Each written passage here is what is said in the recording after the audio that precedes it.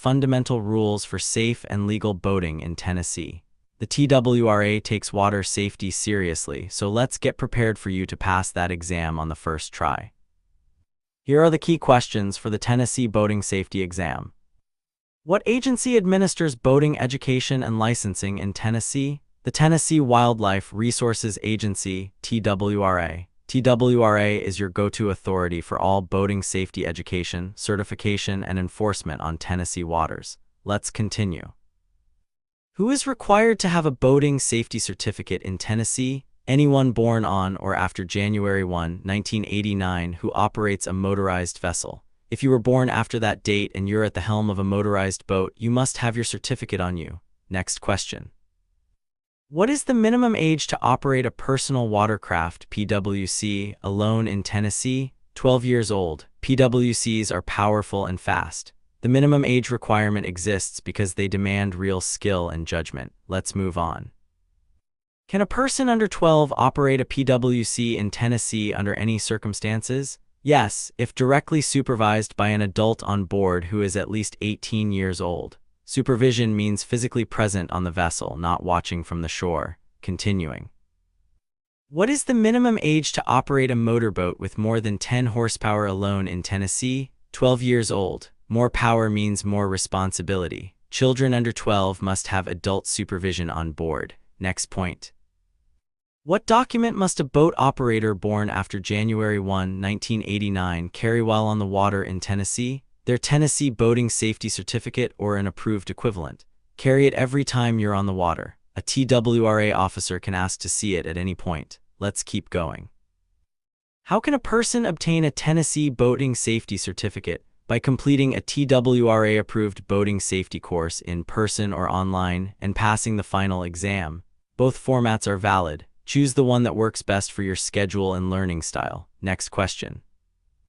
Is the Tennessee Boating Safety Certificate valid for life once obtained? Yes, it does not expire. Complete it once and you're covered for life. There's no reason to put it off. Let's continue. What vessels are required to be registered in Tennessee? All motorized vessels and sailboats over 12 feet used on Tennessee waters. If it has a motor or a sail and it's over 12 feet, it needs to be registered before it hits the water. Next point. How long is a Tennessee vessel registration valid? 3 years. Mark your renewal date so you're never caught operating with an expired registration.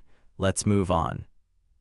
Where must the registration numbers be displayed on a vessel in Tennessee? On both sides of the forward half of the vessel in block letters at least 3 inches high. Both sides, forward half, block letters, 3 inches minimum. All 4 of those details matter. Continuing. Where must the registration decal be placed on a Tennessee vessel? Within 6 inches of the registration number on both sides of the bow. Placement is specific, not just anywhere on the hull. Within 6 inches of the number, both sides. Next question. What is the legal blood alcohol concentration (BAC) limit for boat operators in Tennessee? 0.08%, the same as motor vehicle law. The water is not a loophole. The same impairment that makes you dangerous on a road makes you dangerous on a lake. Let's keep going. What is the penalty for a first offense BUI in Tennessee? Fines up to $2,500, jail time up to 11 months and 29 days, and suspension of boating privileges. A first offense BUI can cost you your freedom, your wallet, and your time on the water. It is never worth it. Next point. What does BUI stand for in Tennessee boating law? Boating under the influence. Same concept as DUI, just on the water. The law treats it with equal seriousness. Let's continue. What is the no-wake speed definition in Tennessee? A speed slow enough to produce no appreciable wake, generally under 5 mph. If your boat is making waves that rock other vessels or erode the shoreline, you're going too fast. Next question. How close to a swimmer in the water must a vessel maintain no-wake speed in Tennessee? Within 100 feet of a swimmer. Swimmers are nearly invisible from a moving boat. Slow down well before you reach that 100-foot zone. Let's move on. How close to a dock or marina must a vessel operate at no-wake speed in Tennessee? Within 100 feet. Wakes near docks damage boats and create dangerous conditions for people boarding or departing. Continuing. What is the required distance from a shoreline to operate at no-wake speed in Tennessee? within 100 feet of the shoreline unless otherwise posted. The 100-foot rule applies to swimmers, docks, and shorelines. Memorize that number, it covers a lot of situations. Next point. What type of life jacket is required for children under 13 on a vessel underway in Tennessee? A properly fitted USCG-approved Type III or III life jacket, worn at all times. Worn means on their body, fastened correctly, not sitting in a compartment under the seat. Let's keep going. How many USCG-approved wearable life jackets must a vessel carry in Tennessee? At least one for each person on board. One per person is the minimum. Make sure every jacket fits the person who would wear it. Next question. What additional throwable device is required on vessels 16 feet or longer in Tennessee? A USCG-approved Type IV throwable device such as a ring buoy or cushion. Throwable devices are for immediate rescue when someone goes overboard. Keep it accessible at all times, not buried in storage. Let's continue. What is a Type I life jacket and where is it most appropriate? An offshore life jacket providing the most buoyancy, designed to turn unconscious wearers face up in rough open water. Type I is built for the worst conditions: open water, rough seas, delayed rescue. It is the gold standard for safety. Next point. What is a Type III life jacket best suited for? Calm inland waters where rescue is nearby. It offers comfort but may not turn an unconscious wearer face up. Type III is comfortable and popular but know its limitations. In rough water, it may not keep your face above the surface. Let's move on. What fire extinguisher requirement applies to motorized vessels under 26 feet with an enclosed engine compartment in Tennessee? At least one be one USCG-approved fire extinguisher. Mount it where it's accessible in an emergency, not buried under gear, and check it at the start of every season. Continuing. What sound-producing device is required on vessels 16 feet or longer in Tennessee? A whistle, horn, or other device audible for at least half a mile. Sound signals are how vessels communicate in low visibility. Make sure your device works before you leave the dock. Next question. What navigation lights must a motorized vessel under 26 feet display when operating between sunset and sunrise in Tennessee? A red light on the port left side, a green light on the starboard right side, and a white stern light. Red left, green right, white behind. Learn that pattern and you'll always know which direction another vessel is moving. Let's keep going. What does a solid red navigation light on a vessel indicate? The port left side of the vessel, red on the left. If you see red on an approaching vessel, it's crossing from your right. Adjust accordingly. Next point. What does a solid green navigation light on a vessel indicate? The starboard right side of the vessel, green on the right. If you see green on an approaching vessel, it's crossing from your left. Let's continue. What does a white all-around light on an anchored vessel indicate? The vessel is anchored and not underway. A white all-around light at night means that boat isn't moving. Give it appropriate clearance and watch for anchor lines. Next question. What is the diving flag and what must vessel operators do when they see one?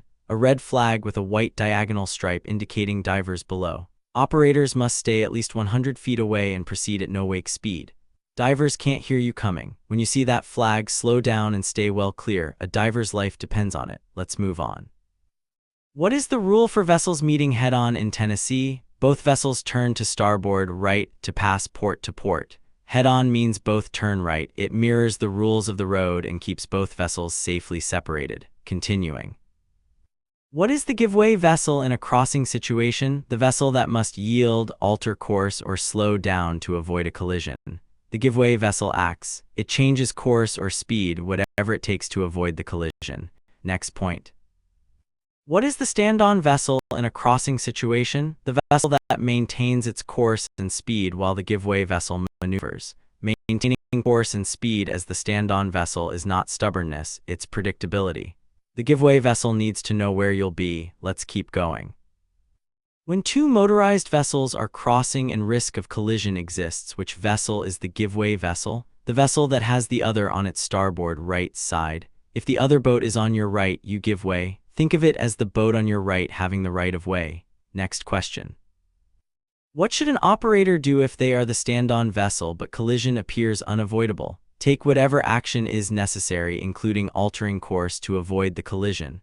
Rules of right of way don't override common sense. If a crash is coming, act, don't stand on principle. Let's continue. What does 5 short blasts of a horn signal mean on Tennessee waters? Danger or I do not understand your intentions. 5 short blasts is a serious signal. If you hear it, something is wrong. React immediately and figure out what's happening. Next point. What does one prolonged blast of a horn mean when leaving a dock or blind bend? A warning signal announcing the vessel's presence to others. One long blast says, I'm here and I'm moving. Sound it before you emerge from anywhere others can't see you. Let's move on. What is the vessel operator responsibility rule in Tennessee? The operator is responsible for the safe operation of the vessel and the safety of all passengers at all times. When you're at the helm, everything that happens on that vessel is your responsibility. Own it. Continuing. What must a vessel operator do after an accident involving injury, death, or disappearance in Tennessee? Stop, render assistance, exchange information, and report to TWRA as soon as possible and in writing within 10 days. Leaving the scene of a boating accident is a criminal offense. Stop, help, report in that order. Next question. What accidents must be reported in writing to TWRA in Tennessee? Accidents involving death, disappearance, injury requiring medical treatment beyond first aid, or property damage over $2,000. When in doubt, file the report. The paperwork is far less costly than the legal consequences of not filing it. Let's keep going. What is the Tennessee law regarding carbon monoxide, CO, danger on vessels? CO from engines and generators can accumulate in and around vessels, causing death. Operators must keep passengers away from exhaust areas and use CO detectors on enclosed vessels. Carbon monoxide is odorless and invisible. By the time someone feels sick, the situation can already be life-threatening. Next point. What is the swim platform danger known as the station wagon effect on vessels? Exhaust gases can accumulate at the stern swim platform area, causing CO poisoning in swimmers or people resting there. Never let passengers rest or swim at the stern while the engine is running. The station wagon effect kills silently and quickly. Let's continue. What should a vessel operator do before starting the engine after fueling a gasoline-powered vessel? Run the blower for at least 4 minutes and sniff for fuel vapors before starting the engine. One spark in a fuel vapor-filled bilge can be catastrophic. 4 minutes of blower time is cheap insurance. Next question. What is the correct action when a passenger falls overboard in Tennessee? Throw a flotation device, shout, "Man overboard," keep the person in sight, and maneuver the vessel carefully back to them. Never lose sight of the person in the water. Designate one person to watch them continuously while you maneuver back. Let's move on. What causes most fatal boating accidents in Tennessee, according to TWRA? Drowning, most often because the victim was not wearing a life jacket. This is the most important statistic in boating safety. Wear your life jacket. It is the single most effective thing you can do. Continuing. What weather condition should prompt a vessel operator to return to shore immediately in Tennessee? Darkening skies, increasing winds, lightning, or sudden drops in temperature indicating an approaching storm.